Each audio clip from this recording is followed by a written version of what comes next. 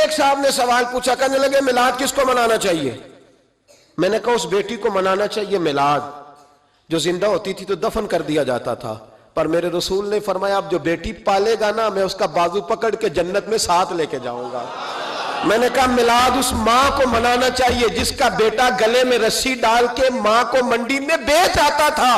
میرے مصطفیٰ کریم نے فرمایا جنت 7 آسمان کے اوپر سدرۃ المنتہا کے پاس تھی، پر میں نے وہاں سے کھینچ کے لا کے ماں کے قدموں کے نیچے رکھ دی ہے۔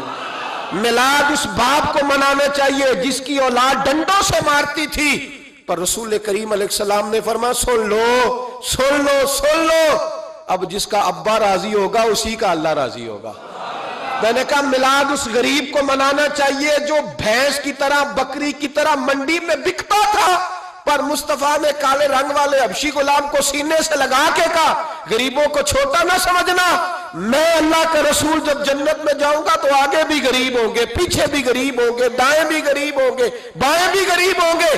فرمایا امیر ویٹنگ لسٹ میں ہوں گے، 500 سال بعد جنت میں جائیں گے، غریبوں کے لیے جنت کے دروازے 500 سال پہلے ہی کھلوا دوں گا۔ اسے منانا چاہیے، میلاد منانا چاہیے۔ اور میں نے کہا مولوی سن، تجھے پوچھتا کوئی نہ، تیرا ذکر کوئی نہ کرتا، لیکن تو ممبر پہ بیٹھا ہے، تو محمد عربی کے نام کا کھا رہا ہے، تو علی کے نام کا کھا رہا ہے، تو عمر عثمان اور ابو بکر کے نام کا کھا رہا ہے، تو اسنین کا صدقہ کھا رہا ہے۔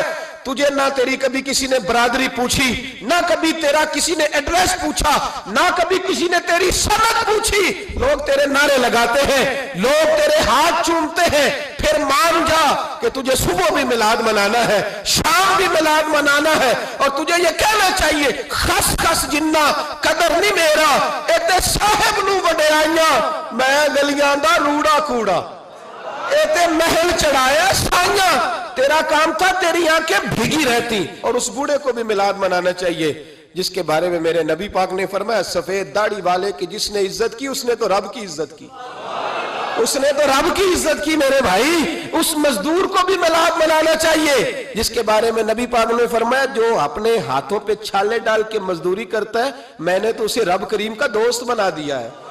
ہر اس طبقے کو میلاد منانا چاہیے جسے میرے رسول نے عزت عطا فرمائی۔ اس بہن کو بھی میلاد منانا چاہیے جس کے بارے میں نبی پاک نے فرمایا اگر کسی کا باپ چلا جائے اور اس کے حصے میں بہنیں آ جائیں، 4 بہنیں، 3 بہنیں یا 2 بہنیں بیاہ کے جو آیا تبے سے، میرے محبوب نے فرمایا میری انگلیاں جڑی ہوئی ہیں نا، اس طرح میں اسے اپنے ساتھ جوڑ کے جنت میں لے کے جاؤں گا۔ اس بہن کو میلاد نہیں منانا چاہیے۔ میرے رسول پاک نے فرمایا جس کی بیٹی واپس آ جائے، طلاق ہو گئی یا بیوہ ہو گئی، واپس آ گئی، نہ بچ سکی واپس آ گئی، فرمایا واپس آنے والی بیٹی کی جو باپ خدمت کرے گا، میرے رسول پاک فرماتے ہیں میں قیامت میں اس کا سفارشی بنوں گا۔ تو اس بیوہ کو اور طلاق یافتہ کو میلاد نہیں منانا چاہیے، وہ اس رسول کا ذکر نہیں کرے گی جس نے اتنا درجہ دے دیا، اتنا نواز دیا، اور تجھے تو صبح و شام میلاد کرنا چاہیے تھا، تجھے تو صبح و شام درود کرنا چاہیے تھا، سلام کے گجرے بھیجنے چاہیے، یا رسول اللہ کہتے تیری زبان جو ہے وہ ہر وقت تر رہنی چاہیے تھی، تو بحث کر رہا ہے، تو اس پہ دلیلیں دے رہا ہے، تو اس پر باتیں کر رہا ہے۔ حضرت عمر سے پوچھنا، حضرت عمر سے، جناب اسامہ بن زید رضی اللہ تعالیٰ عنہ حضور کے غلام تھے، نبی پاک ان سے بڑا پیار کرتے تھے۔ ایک جنگ میں پیسے آئے تو حضرت عمر فاروق رضی اللہ تعالیٰ عنہ نے 25,000 دیا اپنے بیٹے کو، اور اسامہ بن زید کو 50,000 دینار دیے۔ بیٹا کہنے لگا ابا جی وہ تو چھوٹے ہیں میں بڑا ہوں، وہ حضور کے زمانے میں بچے تھے میں جہاد کرتا تھا، یہ آپ نے کیا کیا؟ تو حضرت عمر رو پڑے، کہنے لگے بیٹا یہ تیرے باپ کے سر پر جو عزت کے بال ہے یہ مصطفیٰ کے اگائے ہوئے ہیں۔ نبی پاک، اسامہ سے نبی پاک کا پیار بڑا تھا، حضور کی محبت بڑی تھی۔ بیٹا اس کے ناک سے رینٹ نکلتی تھی تو رسول پاک اپنے ہاتھوں سے صاف کر دیتے تھے، حضور اس کو گود میں بٹھاتے تھے۔ میں کیسے بھول جاؤں رسول پاک کے احسانات کیسے۔ حضرت عمر جا رہے تھے تو مکے کے رستے میں ایک تنا آیا، کھجور کا خشک تنا، حضرت عمر نے اس کو بازوؤں میں لے کے رونا شروع کر دیا۔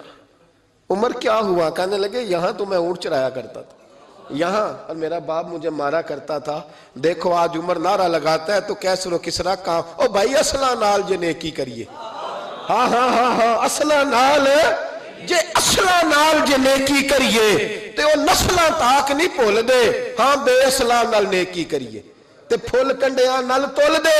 اور سن، تیری دنیا بھی حضور کے صدقے بنی اور تیری قبر میں بھی کوئی ساتھ نہیں جائے گا، کوئی ساتھ نہیں جائے گا، قبر میں بھی مصطفیٰ کریم صلی اللہ ہو۔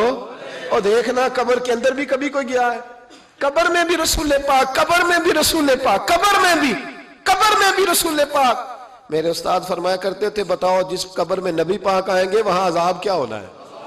جب حضور ہی آ گئے تو عذاب کیا ہونا ہے؟ نبی پاک تو جدھر سے گزر جائیں رب وہ جگہ جنت بنا دیتا ہے، وہاں کیا عذاب ہونا ہے؟ وہاں تو دیدار ہونا ہے۔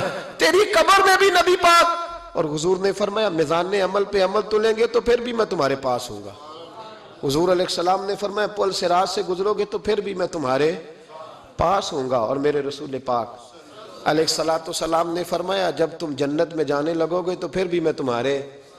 تو بتا، تیرے رسول تو ہر وقت تیرے ساتھ ہیں، تو کب کب نبی پاک کے ساتھ ہوتا ہے؟ تو بتانا تو کب کب نبی پاک کے ساتھ؟ میں چھوٹے جلسے کا قائل ہوں، لمبی محفل میں گزارش کرتا ہوں دوستوں سے کہ لمبا جلسہ نہ کرو، لیکن ایک جگہ پہ میں گیا تو ایک بڑے پڑھے لکھے آدمی نے مجھے کہا مولانا ان کو سمجھائیں، آدھی رات تک بٹھائے رہتے ہیں، ان کو سمجھائیں۔